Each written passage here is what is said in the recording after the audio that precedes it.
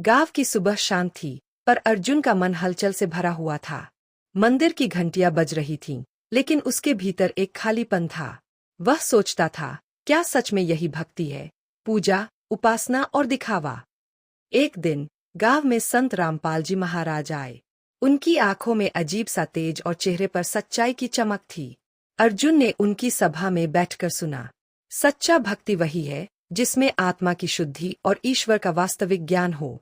ईश्वर केवल एक है और उसे पाने का मार्ग सरल और सत्य है।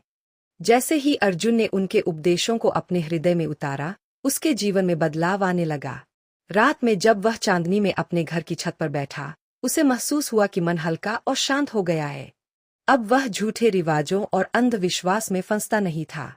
धीरे धीरे गांव के लोग अर्जुन के बदलाव को देखकर प्रभावित होने लगे। वह बच्चों को बताता, सच्चा ज्ञान वही है जो अज्ञान और भ्रम को मिटा सके। संत रामपाल जी महाराज का ज्ञान हमें यही सिखाता है। गांव की गलियां अब उजाले और प्रेम से भर गई थीं।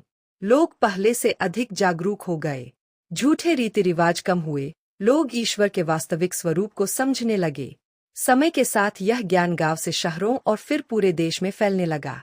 भविष्य में संत रामपाल जी महाराज का यह ज्ञान पूरे भारत में सच्चाई, न्याय और भक्ति की लहर पैदा करेगा। हर घर में शांति होगी, हर व्यक्ति प्रेम और सत्य की ओर अग्रसर होगा। अर्जुन अब बच्चों और युवाओं को कहानी सुनाते हुए कहता है, देखो, जब हम सच्चे ज्ञान को अपनाते हैं, जीवन में प्रकाश और शांति अपने आप फैलती है। यही संत रामपाल जी महाराज का संदेश है। सत्य को अपनाओ और जीवन बदलो।